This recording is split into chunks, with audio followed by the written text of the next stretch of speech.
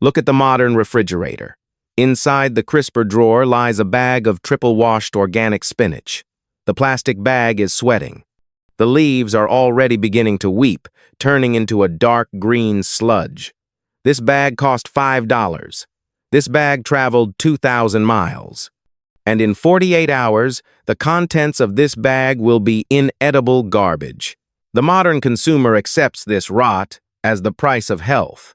The modern consumer believes that obtaining nutrition requires a transaction, a barcode, and a plastic container.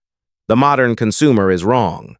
While the modern human stands in a fluorescent aisle staring at dying leaves, a superior superfood is growing through the cracks of the pavement in the parking lot outside. The plant is Urtica dioica, the stinging nettle. The nettle does not rot in 2 days. The nettle does not require irrigation, pesticides, or a supply chain. The nettle requires nothing from the human race. In fact, the nettle despises the human race. The nettle is armed. The nettle is dangerous. And because the nettle fights back, the nettle possesses a nutritional density that makes domestic spinach look like flavored water. The medieval peasant understood a truth that the modern world has forgotten. True sustenance is not easy. True sustenance demands respect.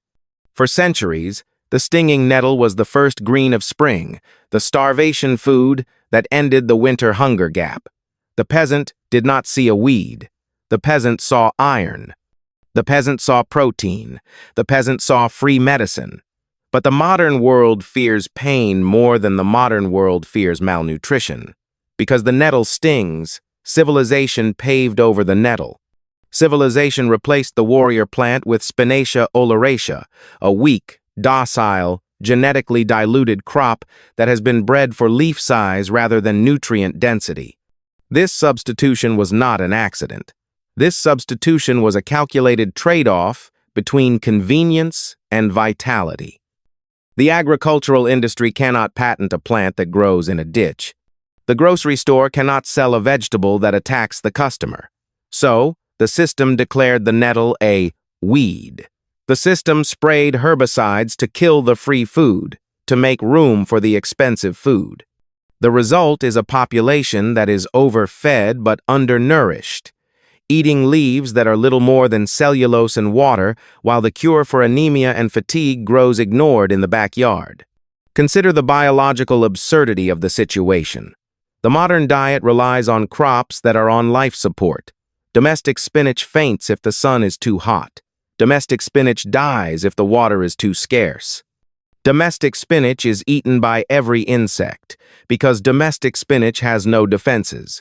The farmer must spray the spinach with chemical armor because the plant cannot protect the plant itself. Now, look at the nettle. The nettle thrives in the shade. The nettle thrives in the sun. The nettle loves nitrogen-rich soil, meaning the nettle loves waste. The nettle grows near latrines and compost heaps, transmuting filth into pure vitality. The nettle needs no farmer. The nettle needs no fence. The nettle has evolved a hypodermic delivery system of pain that keeps predators at bay. The medieval mind did not recoil from this defense mechanism. The medieval mind engaged with the mechanism. The peasant knew that the sting was not a warning to stay away. The sting was the seal of quality.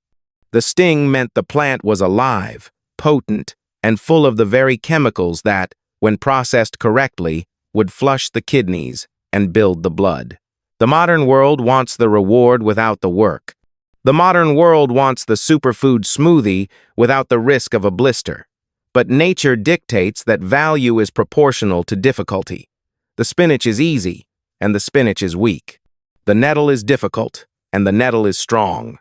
This investigation will not just be a botany lesson. This investigation will be an indictment of the modern food system. We will dissect the Urtica dioica down to the molecular level. We will examine the microscopic glass needles that deliver the pain. We will look at the archaeological evidence of nettle textiles and nettle stews that sustained the Vikings and the serfs. We will analyze the physics of how heat neutralizes the venom, turning a weapon into a feast. And we will ask the uncomfortable question: if the nettle is free and the nettle is superior, Why are we still buying the plastic bag of green slime? The answer lies in the concept of friction. Modern life is designed to remove all friction. No thorns, no seeds, no bones, no sting. But in removing the friction, humanity has removed the essence. Humanity has removed the nutrients. Humanity has removed the connection to the source. The stinging nettle represents the friction that keeps the human animal sharp. To eat the nettle is to admit that one is part of the food chain, not a master standing above the food chain. The nettle demands attention. One cannot eat the nettle while scrolling on a phone. One must look. One must wear gloves. One must respect the harvest. We are about to reclaim a lost skill set. We are about to look at the weed in the garden and see a pharmacy. We are about to learn why the most aggressive plant in the forest is actually the most benevolent mother to the starving. The nettle is waiting. The nettle has been waiting for thousands of years. The nettle does not care if the nettle is eaten or not. The nettle will survive the concrete. The question is, will the modern human survive the spinach? To understand why the modern human is malnourished despite consuming 3,000 calories a day, one must examine the concept of the dilution effect. The agricultural industry does not measure success in vitamins. The agricultural industry measures success in weight. The farmer is paid by the ton. Therefore, the farmer selects seeds that absorb water and swell rapidly. The modern Spinach oleracea is a biological water balloon. In the last 50 years, the yield of commercial crops has doubled, but the mineral content, the copper, the iron, the magnesium, has plummeted. The root systems of these fast-growing hybrids are shallow and lazy. The roots do not have time to mine the deep soil for trace elements before the harvest clock runs out. The consumer is eating a ghost of a vegetable. Furthermore, the modern supply chain is a relentless decay machine. The moment a spinach leaf is severed from the root, the spinach leaf begins to die. The respiration rate skyrockets. The vitamin C begins to oxidize immediately. Studies from the University of California show that spinach can lose up to 90% of vitamin C content within 24 hours of harvest if not kept at absolute 0-degree conditions. The bag in the supermarket was likely harvested a week ago. The bag sat in a truck. The bag sat in a warehouse. The bag sat on a shelf under fluorescent lights. By the time the fork pierces the leaf is merely green cellulose. The medicine is gone. The failure extends to the very soil itself. Modern spinach is an addict. The plant cannot survive without the Haber-Bosch process. Synthetic nitrogen fertilizers pumped into the ground to force growth. This chemical dependency creates a weak cellular structure. The cell walls are thin. The plant has no immune system because the plant expects the farmer to fight the battles. So the farmer sprays pesticides. The farmer sprays fungicides. The consumer washes the leaves, but the systemic chemicals are inside the tissue. The consumer eats the poison to get the vitamins, but the vitamins are missing. Now, shift the microscope to the Urtica dioica. The stinging nettle is not a product of agriculture. The stinging nettle is a product of evolutionary warfare. The nettle does not want to be eaten. To prevent consumption, the nettle developed one of the most sophisticated defense mechanisms in the plant kingdom, the trichome. To the naked eye, the stem of the nettle appears fuzzy. Under a macro lens, the fuzz reveals the true nature. The stem is covered in thousands of tiny hypodermic needles. These needles are not plant fiber. The needles are pure silica glass. The tip of each trichome is a sealed sphere of glass. When a grazing animal or a human hand brushes against the trichome, the glass tip shatters at a predetermined fracture point. The shaft of the hair then penetrates the skin like a syringe. This is not a passive thorn. This is an active injection system. The base of the trichome contains a bladder filled with a pressurized chemical cocktail.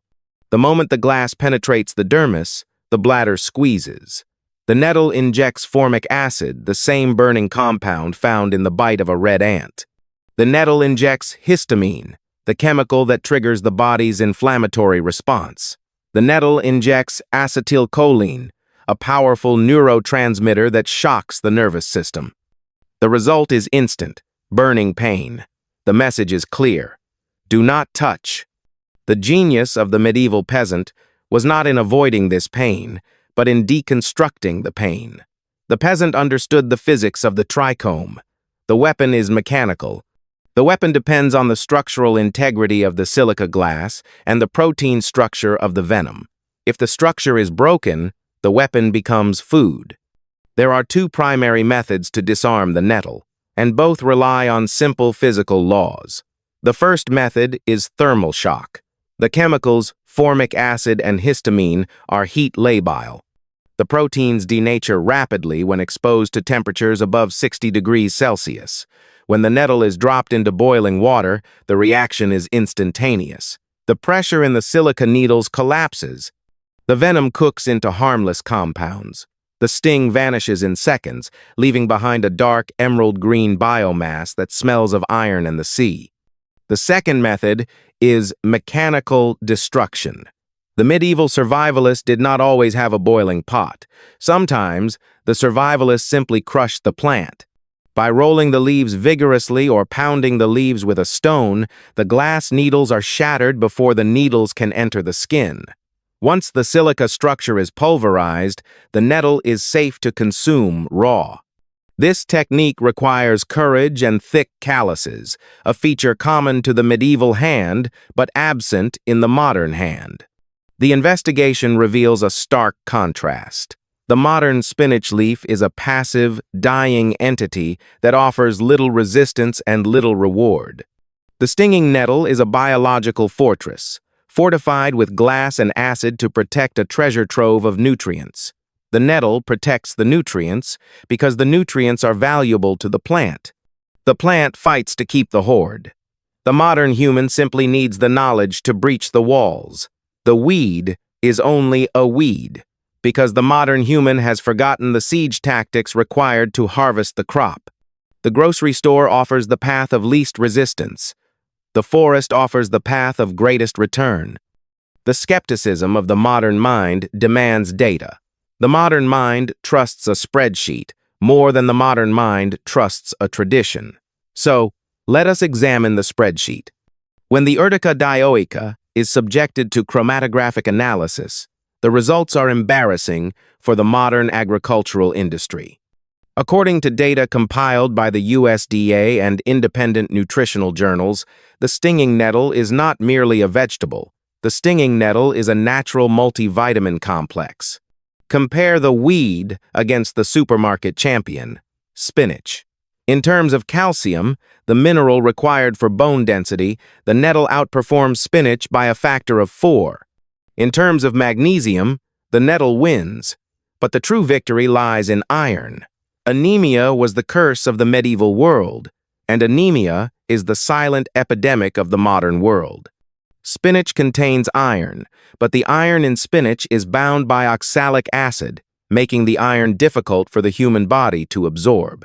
The iron in the nettle is highly bioavailable.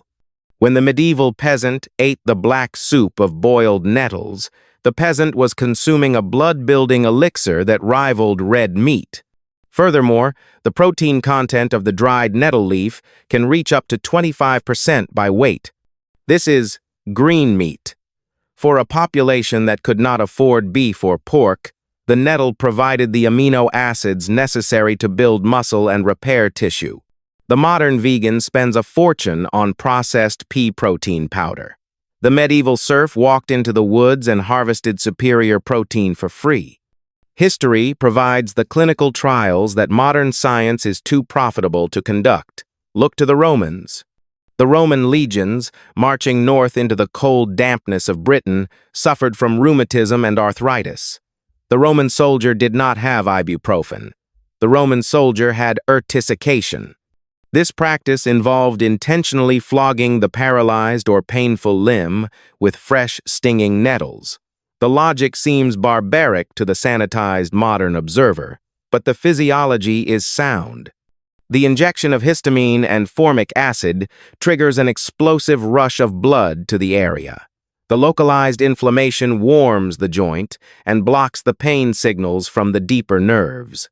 The counter-irritant effect kept the Roman legions marching when the cold should have crippled the legions. Archaeology confirms the utility of the plant extends beyond food and medicine.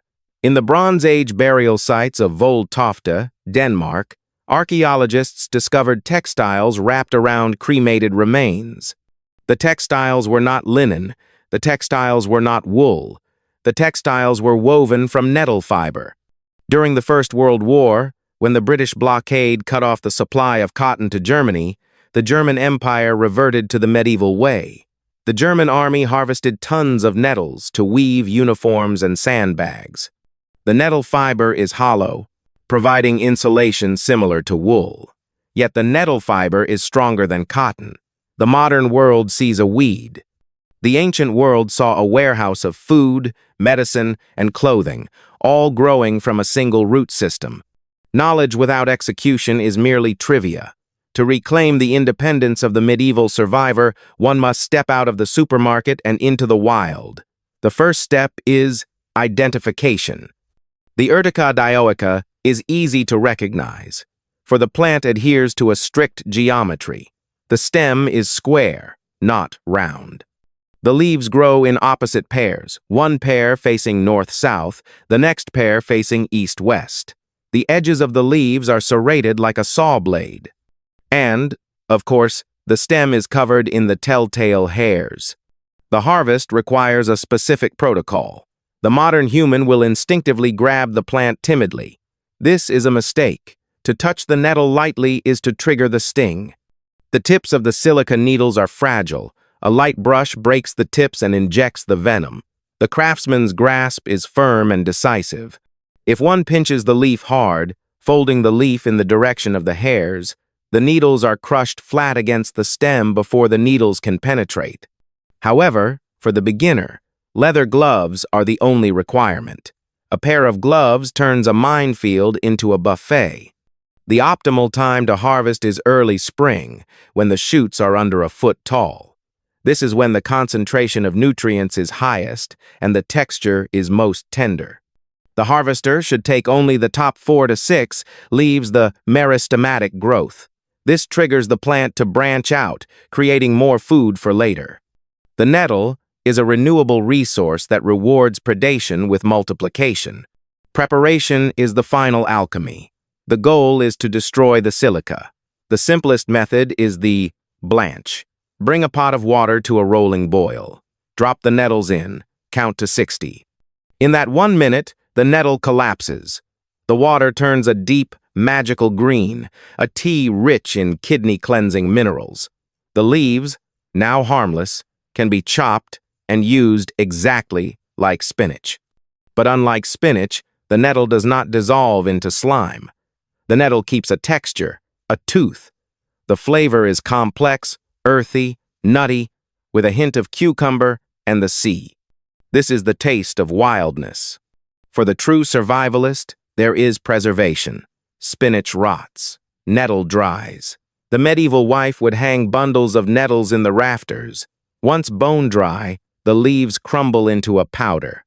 This nettle dust is a superfood supplement that lasts for years. The dust can be kneaded into bread dough, stirred into winter stews, or rehydrated for tea. This is food security. This is a pantry that does not require electricity. The math of the nettle is the math of freedom. A bag of organic spinach costs $5. A family consumes 2 bags a week. That is $500 a year spent on inferior water leaves. The nettle patch behind the garage produces 10 times the volume for $0. The investment is not money. The investment is the time required to put on boots and gloves. The modern economy relies on the consumer being too lazy to harvest. The medieval economy relied on the producer being too smart to pay. By harvesting the nettle, the individual casts a vote against the industrial food system. The individual says, "I do not need your supply chain. I do not need your plastic. I have the earth." The nettle is the ultimate act of rebellion. The plant stings the hand to remind the human that life is real, that food is earned, and that the best things in the world cannot be bought. The best things must be taken. The modern timeline views the past as a dark age of ignorance. The modern schoolbook teaches that the ancestor was a stumbling, starving creature waiting for the invention of the grocery store to save the ancestor from misery. This narrative is a lie. The investigation into the stinging nettle reveals a different truth. The ancestor was not primitive. The ancestor was a master of applied physics. The ancestor was a chemist who could turn a poisonous plant into a life-saving medicine without a laboratory. The ancestor was a botanist who understood the secret language of the soil. The ancestor did not need a warning label to know that the nettle stings. The ancestor respected the sting as the price of admission to the energy within. Contrast this mastery with the modern condition. The modern human is surrounded by calories, but starved of nutrients. The modern human is surrounded by information, but starved of wisdom. The modern human relies on a fragile global supply chain to deliver a bag of dying leaves, while ignoring the vigorous superfood growing through the asphalt of the driveway. This is not progress. This is regression. This is the behavior of a species that has forgotten how to feed the species itself. The reliance on the industrial system has turned the population into helpless infants, waiting for the corporate mother to spoon-feed the population a paste of processed corn and chemical vitamins. To return to the medieval way is not to reject technology. To return to the medieval way is to reject helplessness. The stinging nettle is a symbol of a lost mindset. The mindset that says, "I will not pay for what nature gives freely. I will not fear the friction of the real world. I will not choose the easy path if the easy path leads to weakness."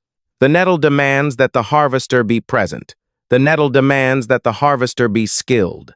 The nettle demands that the harvester be brave. In exchange, the nettle offers independence.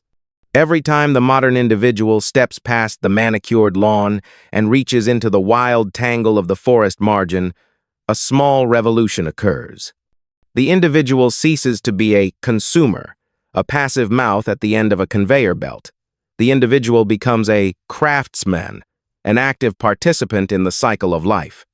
The craftsman understands that quality is not found in a plastic package.